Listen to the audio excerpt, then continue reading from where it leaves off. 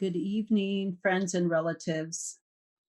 Thank you for joining us tonight on Yellowbird Traditional Storytelling.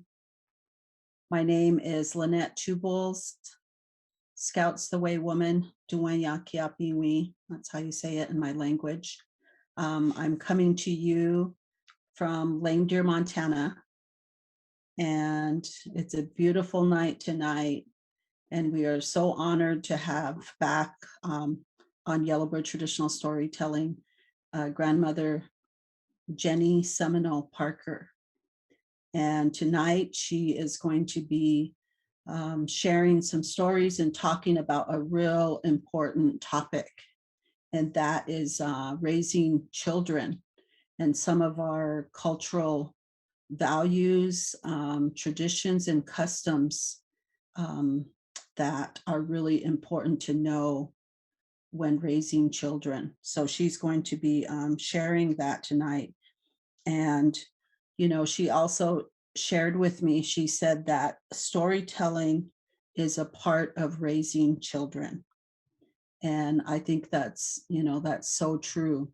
So our stories, they're meant to teach our young people. They're meant to teach life lessons. And so, tonight we're really honored to have Jennie here with us. And her Cheyenne name is Brave Woman. And she is very involved in our community here.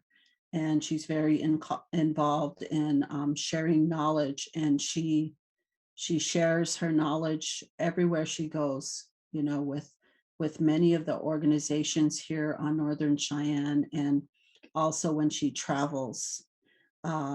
She hasn't been able to travel too much because of the pandemic, but prior to that, she's traveled to many different places sharing her wisdom. And we're real honored that she is a part of our board. She's on our board of directors as well, and she helps guide us and lead us. And so we're real fortunate and blessed that way. So I'm going to turn it over to Jennie, and she's going to start with a short prayer, and then she's going to share some of her stories. So I encourage all of you to share this with your friends and family, share it on your page, and you can put any comments that you have in the comment section. So thank you for joining us tonight. I'm going to turn it over to Jennie.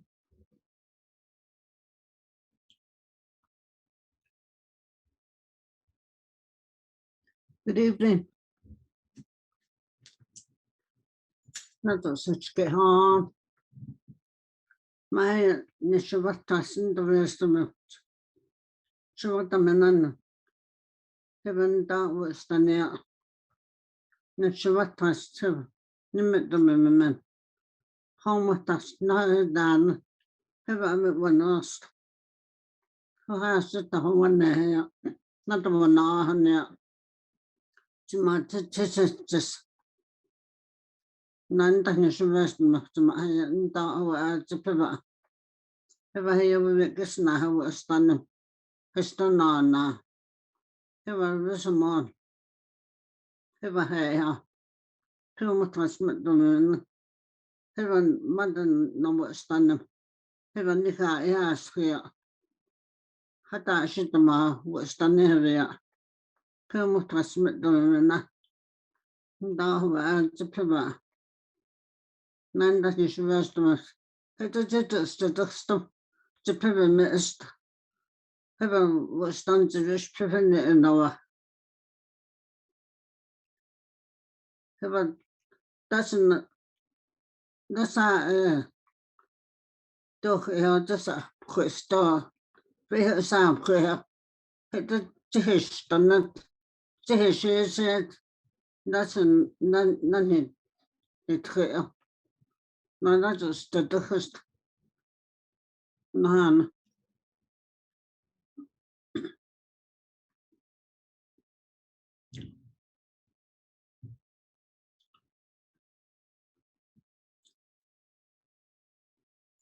Tonight I'm going to share with everyone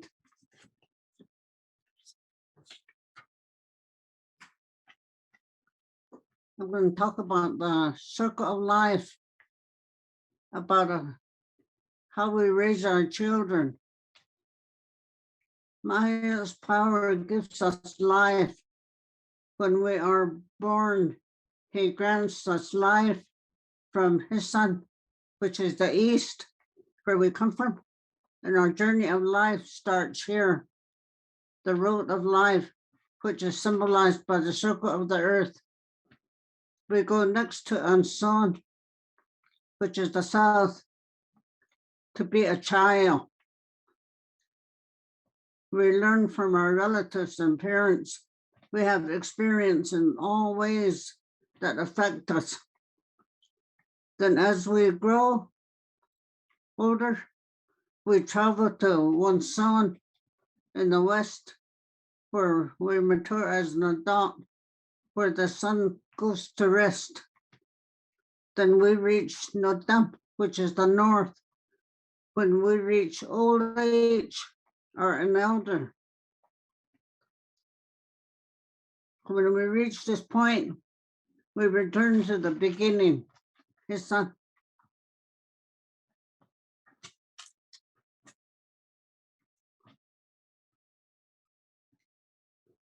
The circle of life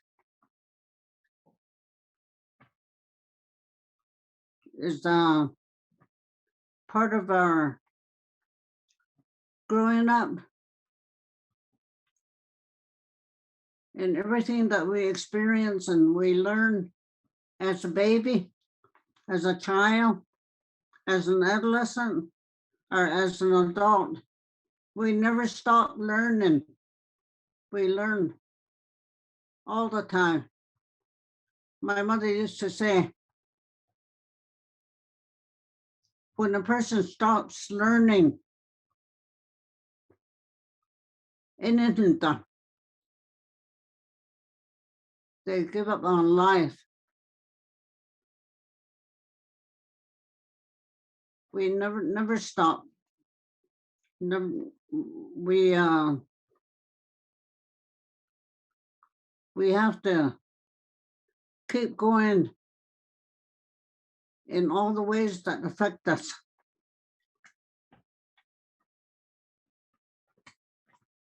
When a young child is born, a baby or a baby boy or a baby girl, you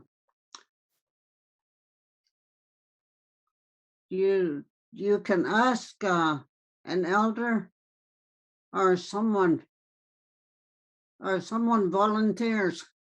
They come and talk to the baby, and they wish them good health and to grow up to be a good person. But we don't do that anymore. Our babies are born in a hospital. When a baby was born in the past, when I was growing up, their umbilical cord or the afterbirth was wrapped up and put in a tree away from the village or where the people lived. They would put it out and give it back to the earth. Now we don't do that anymore. When a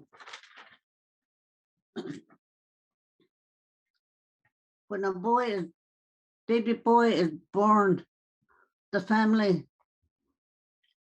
has a turtle omelet made. The turtle is round like our earth. They have a long life. They are slow and have the strength to keep moving. A boy is responsible once he becomes a man. They cannot give up nor quit. They become responsible for their families. The turtle lives in water. Life is precious. We call water life, round like the earth.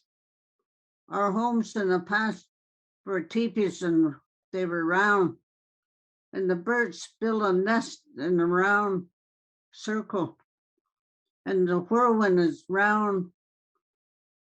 The fruit and berries are round. Some fruit have stars on them. That's because everything interrelates in our environment.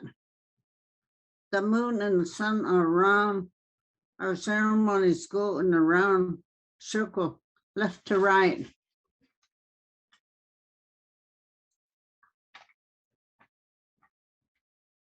Water is powerful. It will make its own path, cut through rock and earth. It gives life, but it can take life.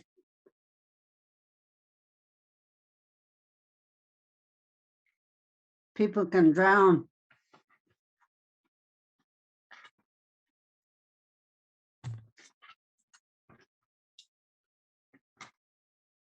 My next one is about a girl. The girl goes the same direction as the boy.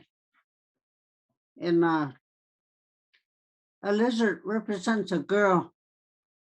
A lizard adapts to the environment, to their environment. And a girl, when she becomes a woman and she gets married, she adapts to her responsibilities like a chameleon. They change and adapt to their environment. The woman is expected to be a wife or a partner, mother. She has many responsibilities. And that's a girl is represented by a lizard.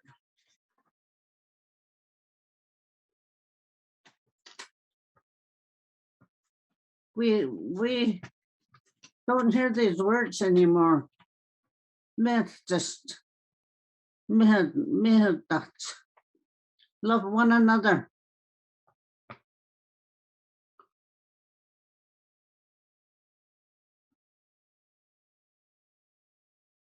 And patience, are patient. Oh no, with that. Oh no, with that. Strength and heart.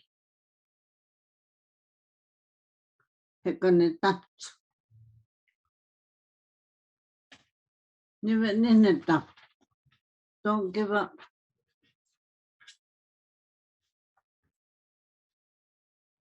You don't hear those words anymore. That we're losing our language. There's so many. Sometimes you talk to a young person, talk Cheyenne to them, and then they ask you, what are you talking about? Because they really don't understand a lot of the words.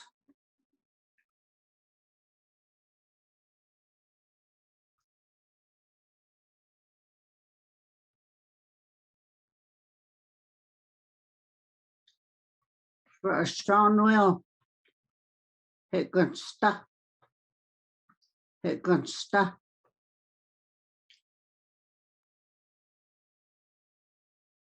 This is my favorite one. Be quiet. It good though. When we were growing up, my grandma used to always tell us, it good afterman. Afterman means listen. It good stuff. For a strong will.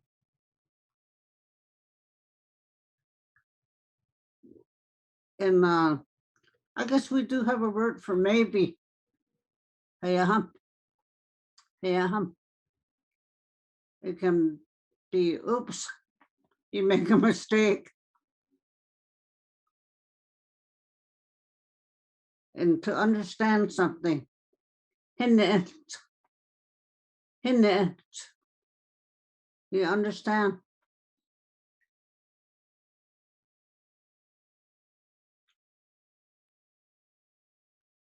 or to know, and it's what is in the what, or a specific what is in the what, and what can be why.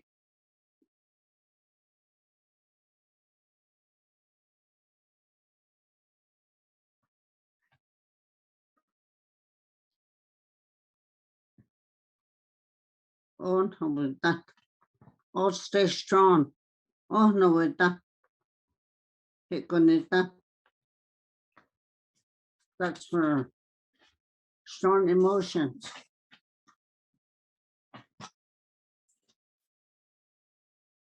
When we were growing up, my grandma used to always talk to us. She would say,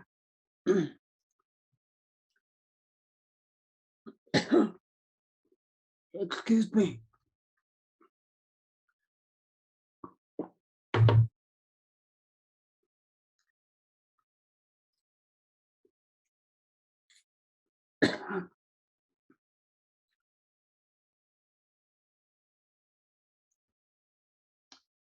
The man, she would say, listen,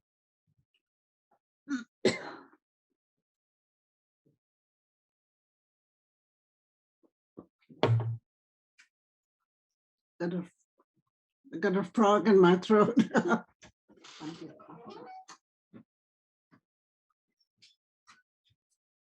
when we would have stories in the evening, the stories were part of growing up. Some of the stories that we heard when we were growing up, they all have moral stories. And there's a reason why they tell certain stories.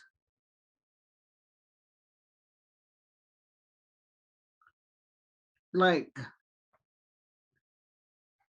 my favorite one was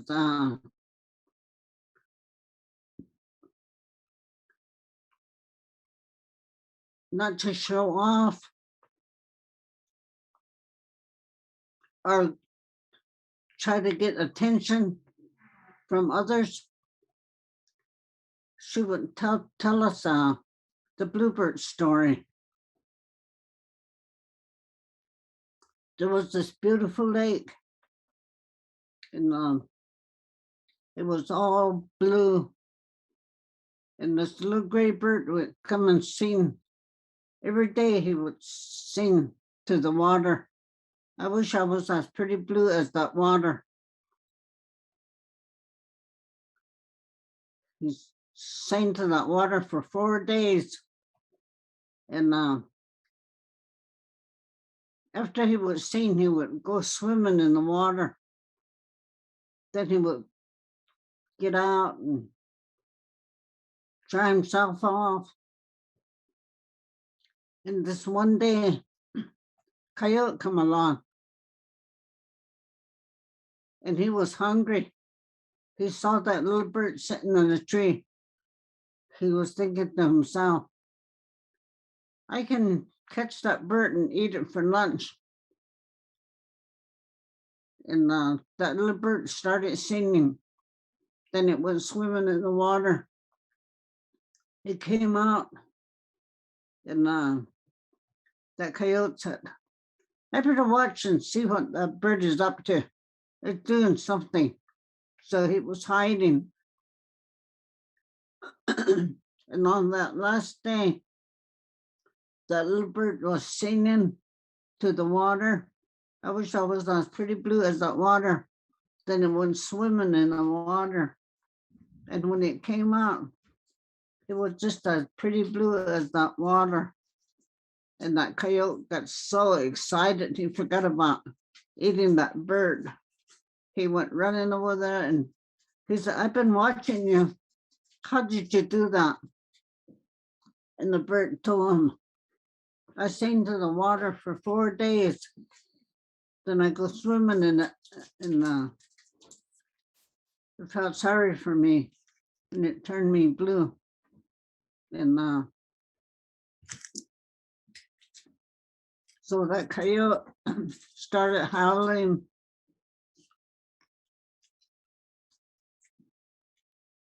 He was just making all kinds of racket, and he jumped in the water. He was splashing all over, and he got out. He was sitting there thinking. That little bird didn't. He just sang quietly. And was just swimming around.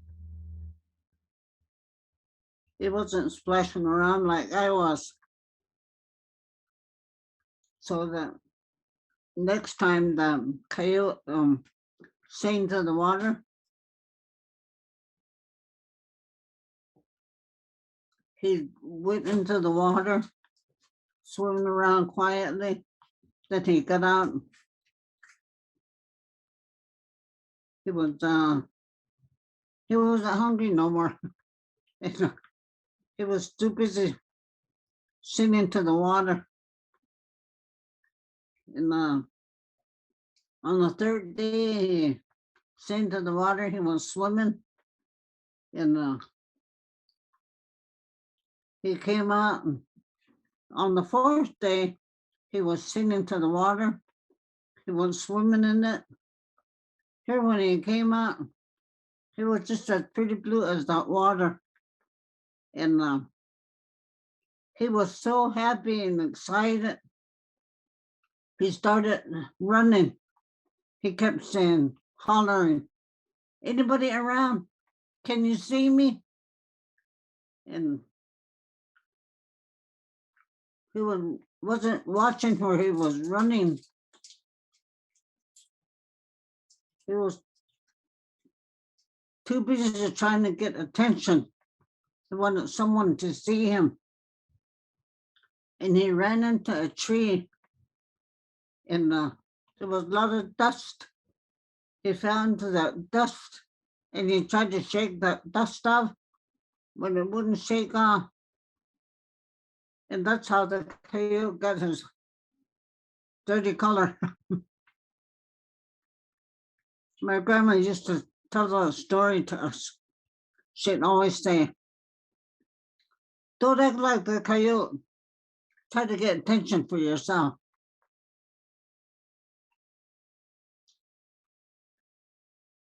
So we always listened to her. When then she would tell us another story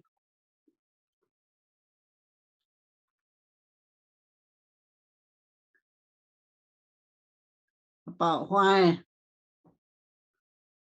we don't do the things that we do to hurt one another. She always tell us when people kill another person, she'd say, they're exiled or banned from the tribe. They have to go away. And then she would tell us a story about the rolling head. There was a family that lived by the river, and the man was hunting, and he took his family with him. They had a son and a daughter. The boy and the girl, they would stay in the teepee, and while the man would go hunting early in the morning, and before he left, he would always paint his wife, put red paint all over her face, and when he would come back in the evening, her face would be all clean. And he would ask her, why did you wipe that paint off?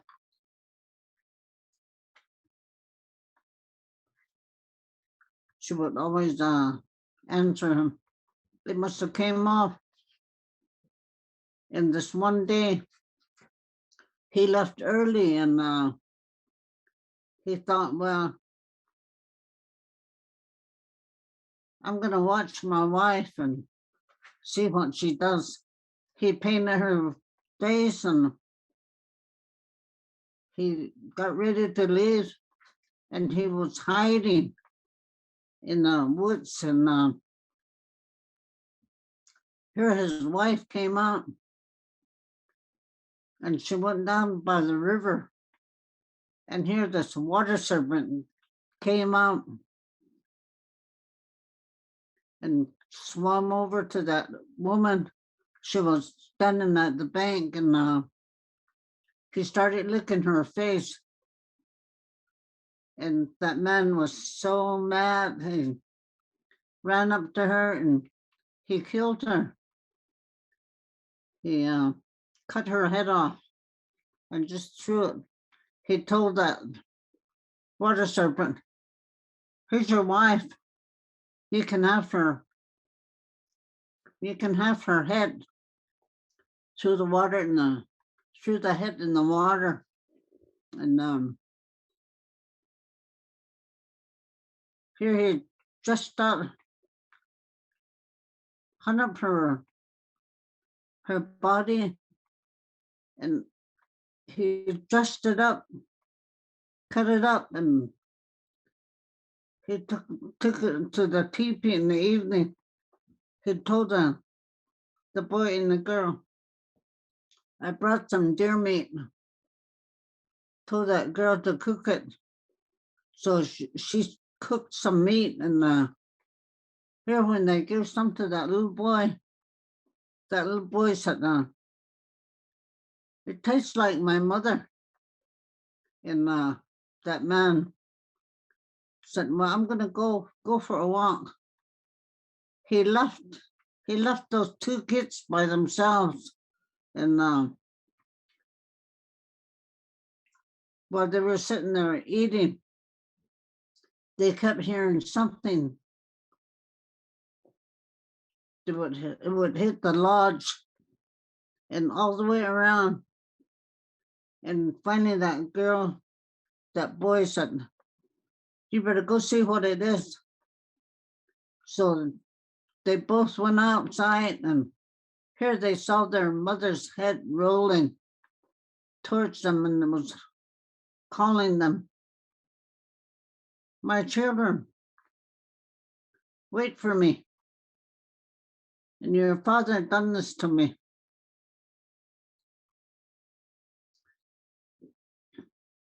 So the girl and that boy got so scared. They said, well, let's go over to the main village.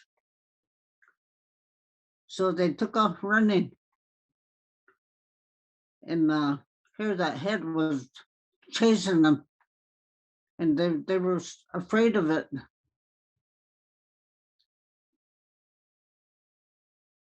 So they ran through some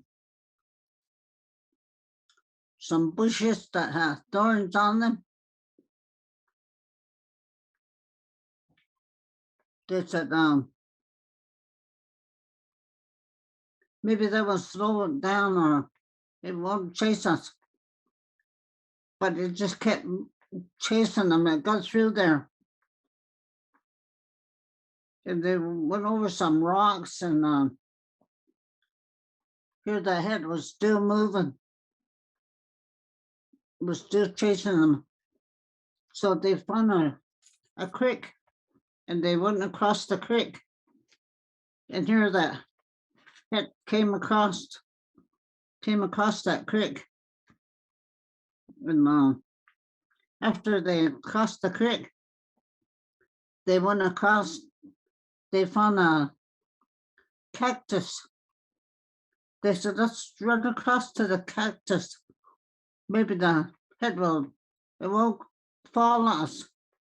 So they went across the cactus, but the head just kept going, kept falling. And finally that girl said, well, we have to get across this. came across to a ravine, and it was kind of steep and kind of long.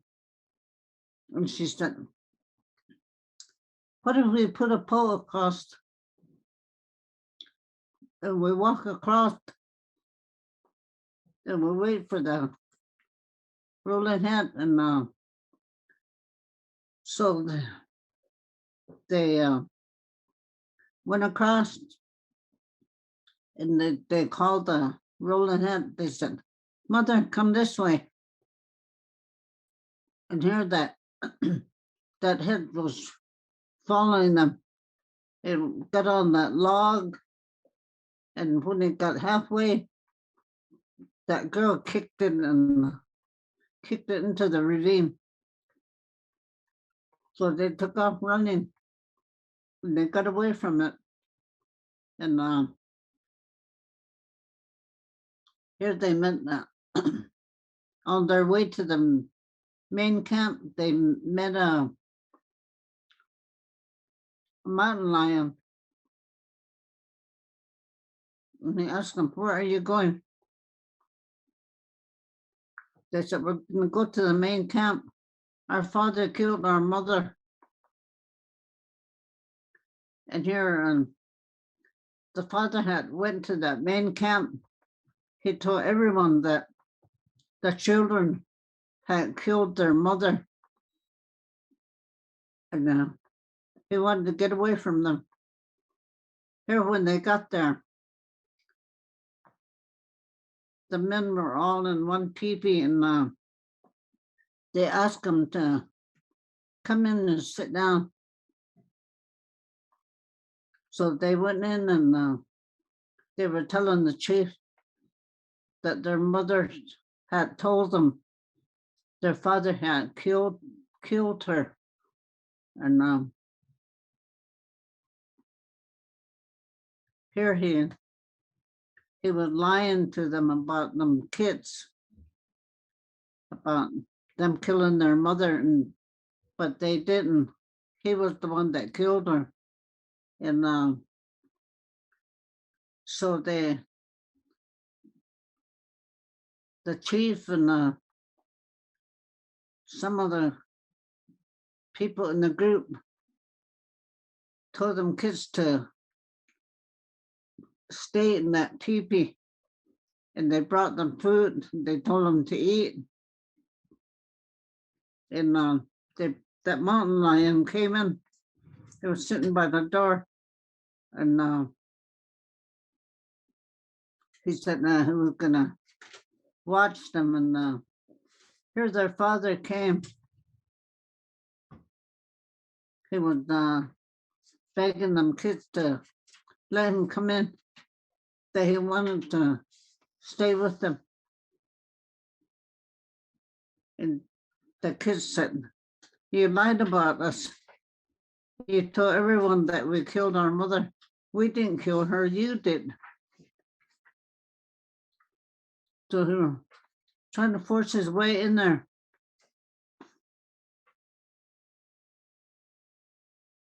Here, when he'd done that, mountain lion grabbed him and killed him.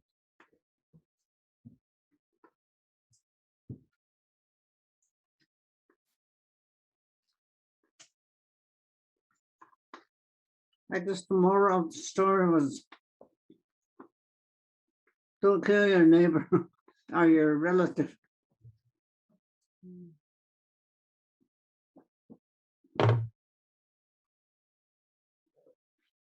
I have one story that I'd like to share. This is a story that I wrote when they were having the president of the tribe at the time was Cowboy Fisher. He asked me to write a story about the miracle at the White River White Bull ceremony. His name was Ice.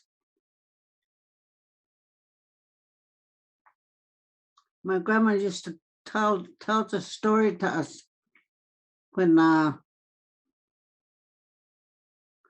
she said when the people came back on their long walk, came back to the north, they took all the Cheyennes to Maya City, to Fort Q. And the people kept telling whoever was in charge that they wanted to come back up this way. And the government had taken everything away from them. They took all their weapons, and they even shot all the horses. So the people were very poor. And the white man had killed all the buffalo, so they couldn't go out and get any buffalo. At that time, there was 10 different bands of Cheyenne, but the bands disappeared after that. People moved to different places here on the reservation. They finally, the government gave us some land, and they brought the people. They told them that they couldn't leave, that they had to stay in this one area.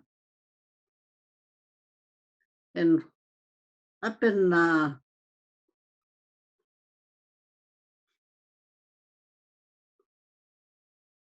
Busby, the white little ice, he called a meeting with all the societies, and he wanted to help the people by performing a ceremony.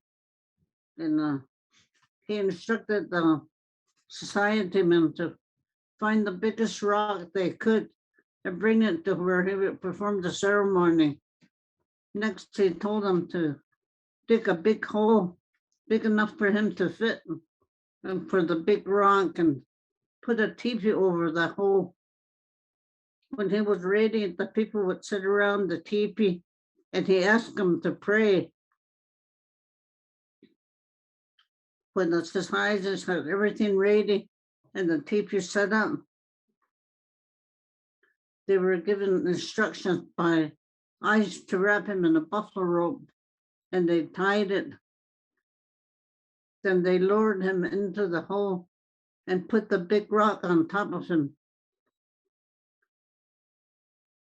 They closed the door to the teepee, and he gave them instruction to the singers. They were to sing 4 songs. First, they would sing the spirit song. When they started singing, the people could hear the spirits talking in the teepee. And when they were singing the second song, the animal song, they could hear all the different animals running around in there. All the birds making noise. And the third song, he told them to sing the little people song. And they could hear the little people talking. They kept saying, the little people were saying, the people think we left them, but we're still here. We're still around. They don't believe in us no more. And so the fourth song was the buffalo song. And since there was no more buffalo, when they started singing the buffalo song, they could hear buffalo running around in that teepee, and that teepee would move, and the people were getting scared. They were saying, they're going to run out and run over us. And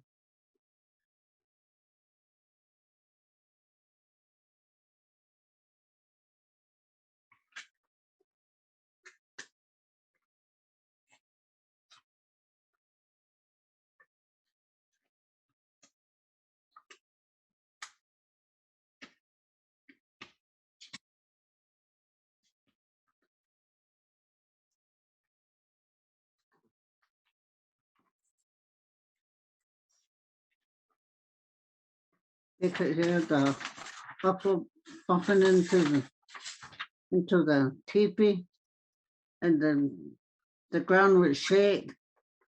When the songs were completed, the society men opened the teepee.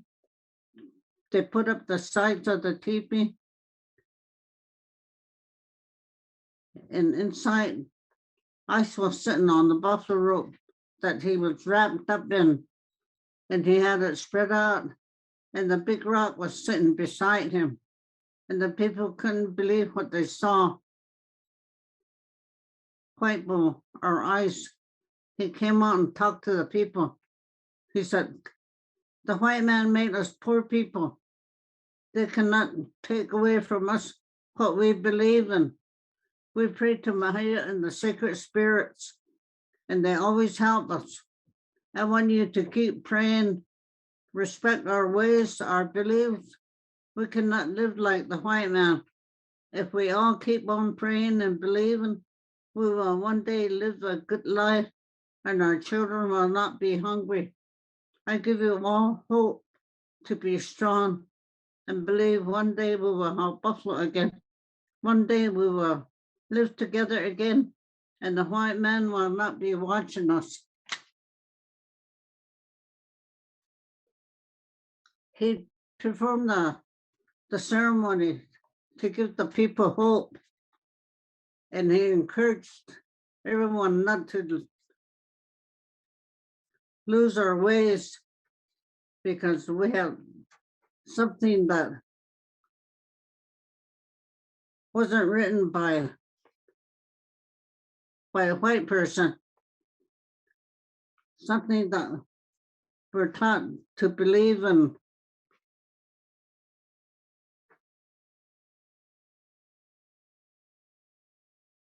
We got buffalo given to us in the 1960s. T.R. Hughes from Nebraska gave us several head of buffalo, and today we have a big herd of buffalo.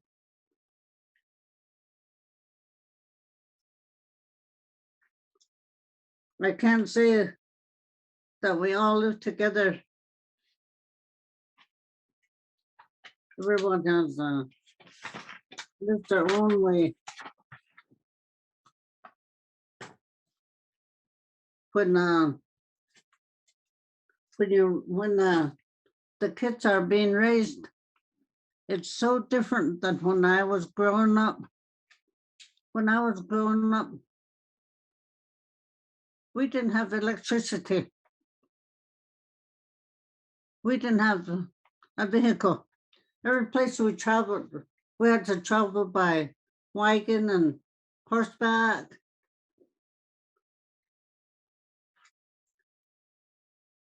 My brothers did a lot of hunting. We ate all kinds of critters, all kinds of wild animals.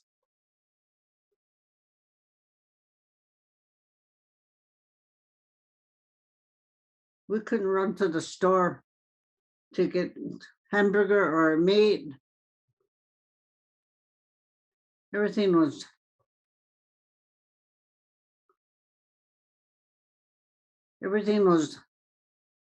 I guess you would say homemade. We picked berries when they were in the summertime, when we would harvest them, and we would help dry them.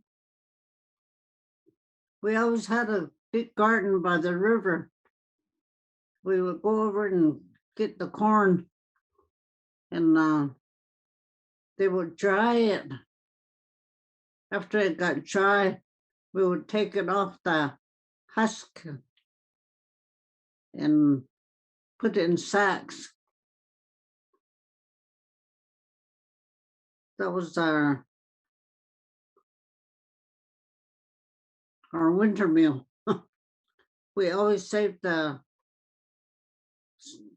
all this stuff, all this food for winter. because nothing grows in the wintertime.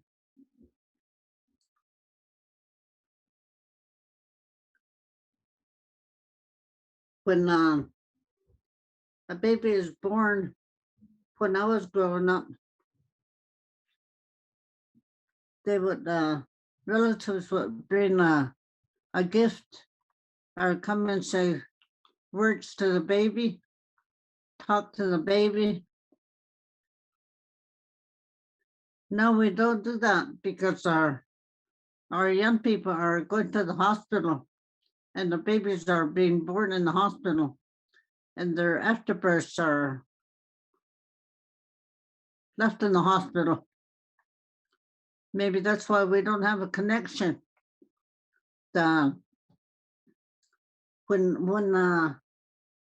the baby omelets, the lizard and the turtle, if a baby has one, that's a connection to home.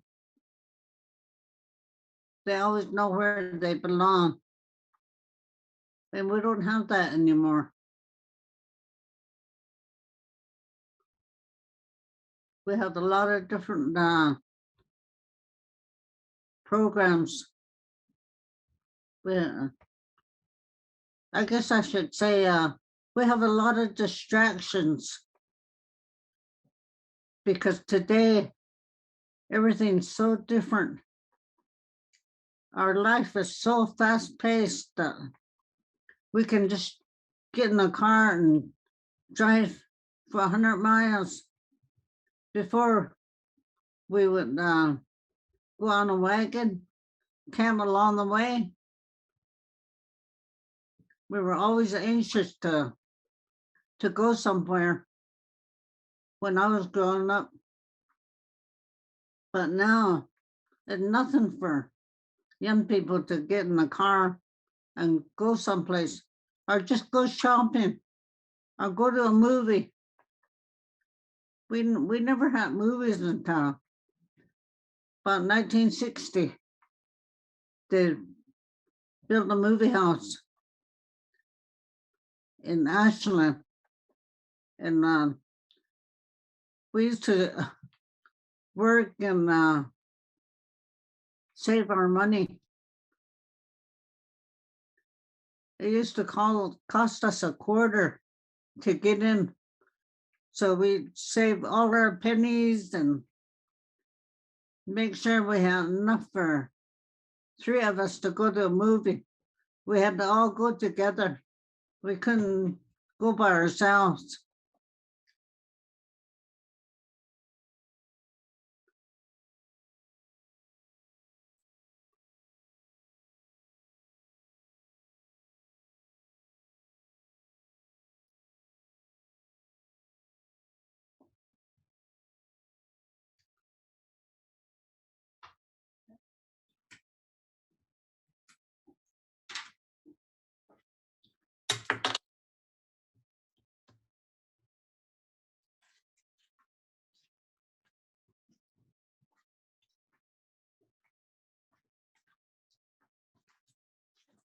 Well, thank you, Jenny, for sharing tonight. And, I don't know if all of you noticed it, but when you could tell when elders share, because it's like they start here, they go all the way around, and then they come back here again. And that's one thing I was raised by a grandma, my grandmother, and my grandfather, and that's how they would talk to us and share with us. And, she started talking about, birth, being born, and infants. And then she started sharing some stories because, as I mentioned early, we use stories to teach young people, to teach our children. So she went into her stories, which all had a lesson and morals and values that she talked about, and then came back to raising children and back to the infants. So we did a big circle. So I don't know if any of you caught that or understood that. And but in our circle of life, we have the four age groups. We have the infant, the child, the adolescent, the teenager age, and then we go into adult, into our elder and wisdom. And that's our circle of life, our four stages of life. And one of the things that, as an infant, our children, they're put in cradle boards. And when you put them in a cradle board, there's so many things that they're being taught.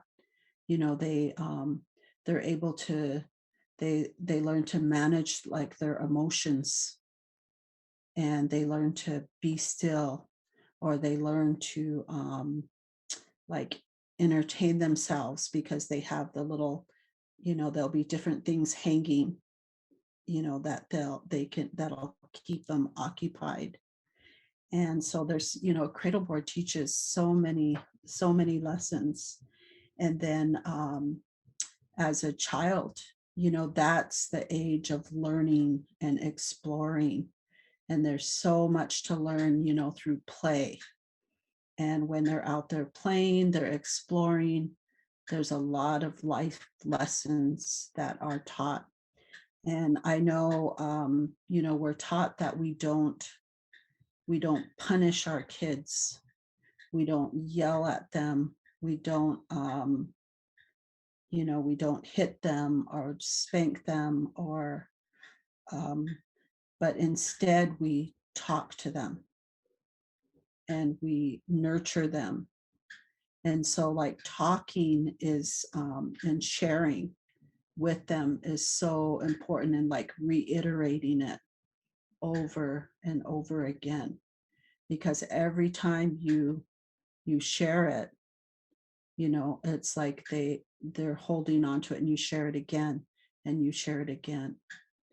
And so those are some of the ways, that we worked with our children and our youth. We nurtured them. And and then our when they come into teenage years, um, we say that's like a kind of a contrary age. They do things different. And they're like today, they want to sleep late into the day and stay up all night. And so we had, societies for the young people that gave them responsibilities. And where they would stay up all night and tend to the fires, or they would take care of the horses, or they would watch for the enemy. So we gave them responsibility that went with that age, that contrary age. And so we didn't shame them, or we didn't make them feel they were bad, because that's how they were at that age. It's just like a natural part of that age. And we taught them to help. So that's the age where they're helping the elders, they're helping get wood, and that's where so those are some of the things in that age group that they're learning. And they're encouraged to listen, like even from child, all the way from infant, all the way, through all those stages. You're encouraged to listen. And I think Jenny was talking about that early. You be quiet and you listen. And so those are some of the things. And we had ceremonies, that kind of marked different stages of life that we go through, and our rites of passage, um, as moving from adolescent into adulthood.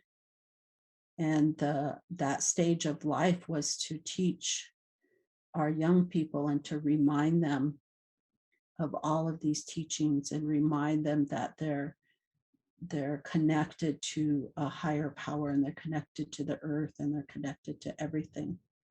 And it would teach them how to center themselves, how to center and reconnect. And so if they experience something, they know how to center themselves. And, they were able to manage their emotions. And so those are all things that, our young people were taught. And through one thing that I got through Jennie's stories that she shared, and especially when she was talking about in Busby in that ceremony that was done, and how he did that to give hope to the people. And I think that was so powerful what she shared in that story, because by her sharing that with all of you and all of our listeners, that's what she's doing, is giving hope to all of you. So she shared that story for a reason and a purpose. And, and the other lessons in that story is to stay connected to our ways, and the importance of the buffalo. We're buffalo people. And, I know we have a lot of listeners, some from coastal tribes, and they have the salmon, which is like our buffalo, they're connected to the salmon. And so that, different regions, they have, that source that they're connected to, but we need to stay connected to that. So there was a lot of lessons in what Jennie shared tonight, and I'm real thankful that we have her with us, and that she's still sharing all of this knowledge and information. And we, she shared some pretty good stories, and the story of the rolling head. That's a good one. That's a good story.